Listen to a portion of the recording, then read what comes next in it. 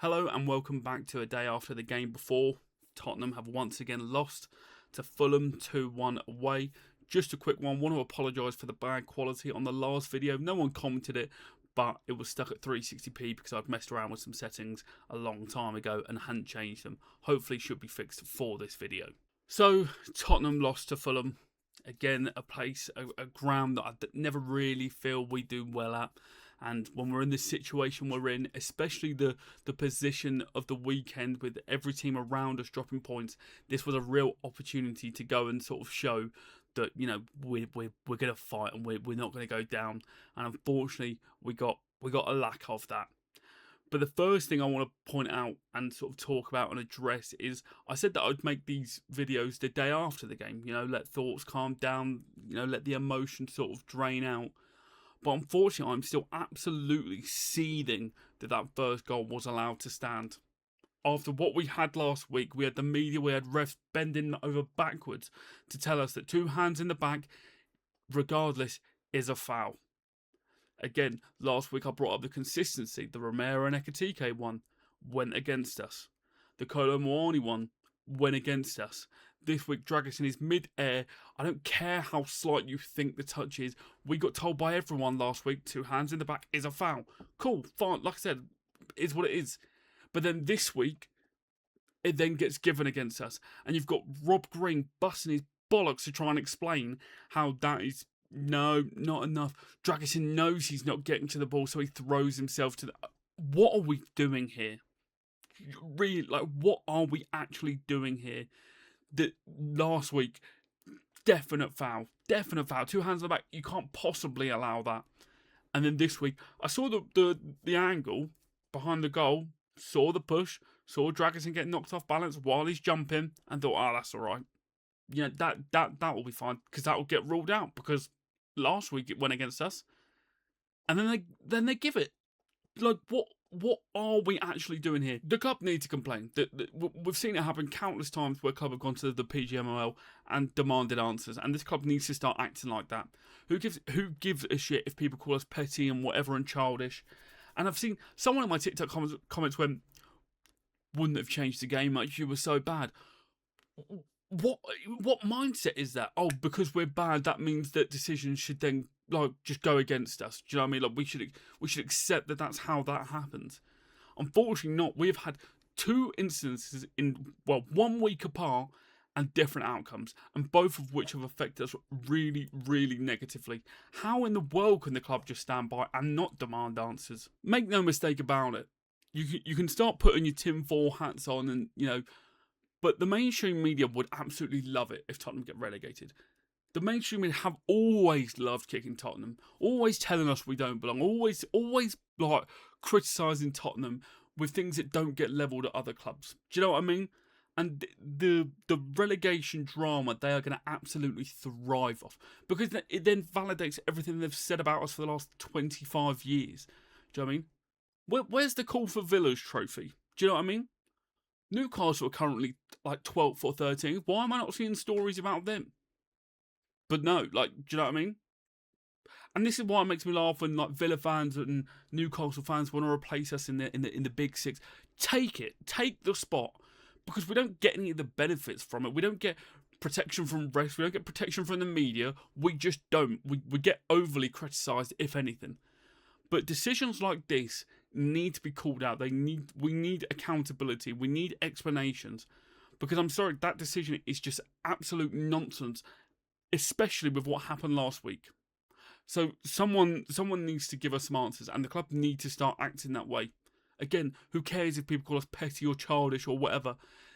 I've had Arsenal fans in my comments of my TikTok from yesterday saying, Arsenal fan here, yeah, that is a foul. And that says enough. When Arsenal fans are willing to agree with a Tottenham fan, that should be the real indication that things are wrong. It is just a joke. It's an absolute joke. Now that I've got that out my system, it's time to talk about the performance. And I mean, really, the performance was probably nothing short of a disgrace. And again, I tried not to use super sort of, you know, harmful language and whatnot. But these players do genuinely still think they're too good to go down. Do you know what I mean? And yes, Thomas Frank did some massive damage to this season. We know that. But this is the time for a reset. This is when players should be going, right, let's show them what we could have been doing. Do you know what I mean? Not one of them out there that started really looked like they wanted to sort of turn things around for us. And again, the arrogance that these players seem to be carrying at the moment is just the air of, nah, we're too good to go down. And that may be the case, but my God, are we going to leave it close? Because like I said, this weekend was a perfect weekend for us result-wise. Burnley lost, Leeds lost, West Ham lost, Forest lost, Palace lost. Do you know what I mean? This was a real weekend to go and stamp something on this absolute disaster of a season. And these players are they really, playing for the badge, dying for the cause? Because I don't think they are. There's just too many sort of passengers. Too many passengers. Xavi Simons, I love him, man. I think he's fantastic, and I think he will be for us for many years.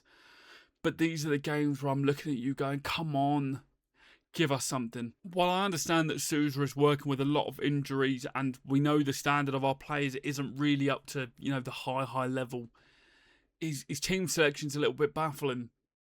Because we're seeing Archie Gray playing left back when Sousa's on the bench. Yes, he's young, but I think they're both 19.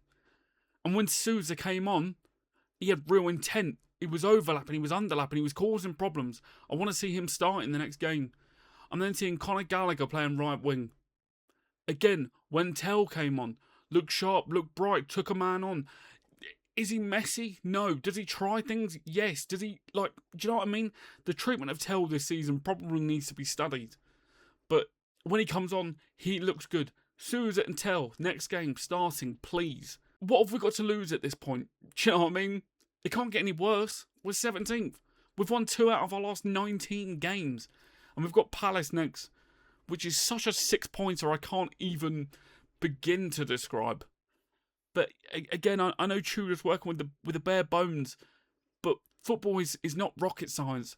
Play players in their preferred positions, and you're probably going to get better results. I mean, the Gallagher signing is looking sillier by the day. Because we all knew what he was. He was legs. Do you know what I mean? And we already had a team of legs. We already had a team of tacklers.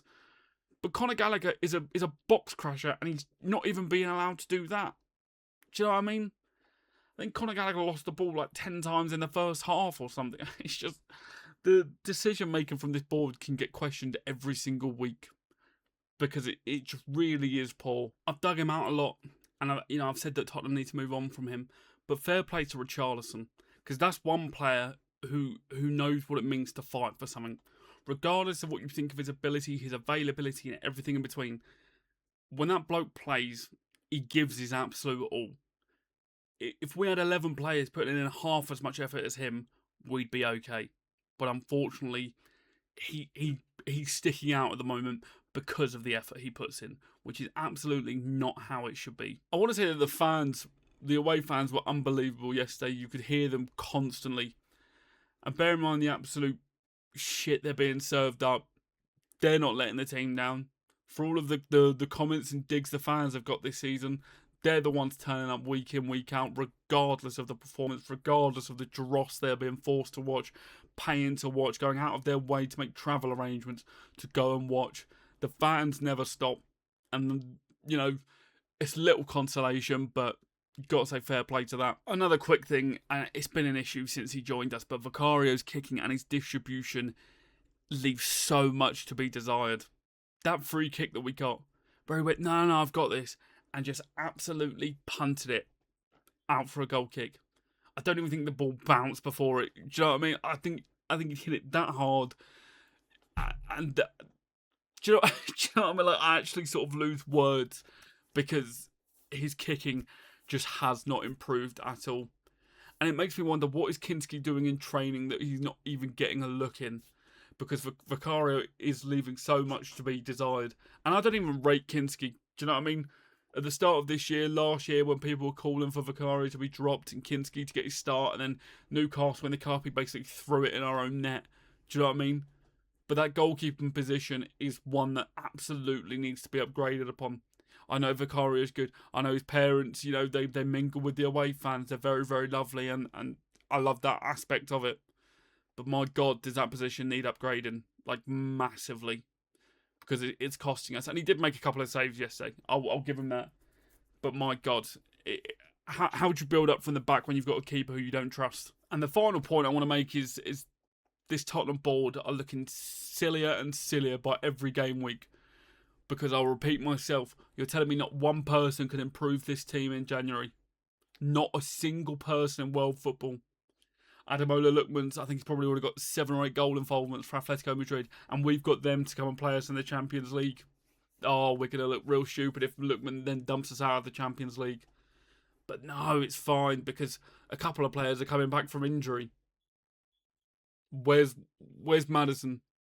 Is Kulusevski still alive? I'm not sure. He's posting AI videos of him in Stranger Things or whatever it was. Where are these players coming back that we're meant to have? And this board have got the nerve to sit down and do the interviews. And don't get me wrong, they're damned if they do, damned if they don't. I understand that. But you sit in that interview and say, no one could have helped us. I'm not buying it. I'm not buying it for a second. But they're going to reap what they sow. This is a 10-year long issue where we've called for this club to keep up appearances. We've called the club to keep up with other clubs. And they sat on their laurels. They sat on Harry Kane and just thank the Lord that he was as good as he was. Because, my God, we would have been in this spot so much earlier if we didn't have him on Sun to bail us out every week. But this club needs to take a long, hard look at themselves. If we manage to stay up, my God, there needs to be some wholesale changes. If they're not going to sell up, which I don't think they're going to. But we've got Palace next, at home. And, my God, that's a 6-pointer. That is just a massive game for us. How sad that that's become our reality. Do you know what I mean? When we won the Europa League, I remember I said to my dad, do you know what, I'm good now. Do you know what I mean? I'm content with life. I didn't mean it quite this literally. So, what, 10 games left now to turn this around? I don't know. I cannot say with full confidence that we're not going to get relegated. Because when I watch Wolves, they're putting up a fight. That's another thing. I tweeted, I am sick of seeing teams that are supposedly worse than us go and get results at places we couldn't dream of. Wolves beating Villa. Burnley and Leeds coming back against Chelsea at Stamford Bridge to get draws. Do you know what I mean? I'm sick and tired of seeing these teams who are lesser than us fighting for their lives while we look like we couldn't give two shits. It really is a disgrace. And I'm saying all this having slept on it. Do you know what I mean? This is why this has to happen a day after. But anyway, let me know your thoughts, feelings. Like I said, Palace next. We'll see what that brings. But thank you for watching. Thank you for the support on the last video. Actually got quite a lot of views, which I was quite happy with. I don't know if that's because YouTube pushes it because it was my first video in a while. But again, these videos are my journal, my diary. So I'm never expecting sort of, you know, thousands of views. But comment your thoughts on the game. Where do we go next? Where's our next win coming from? And yeah, up the Spurs.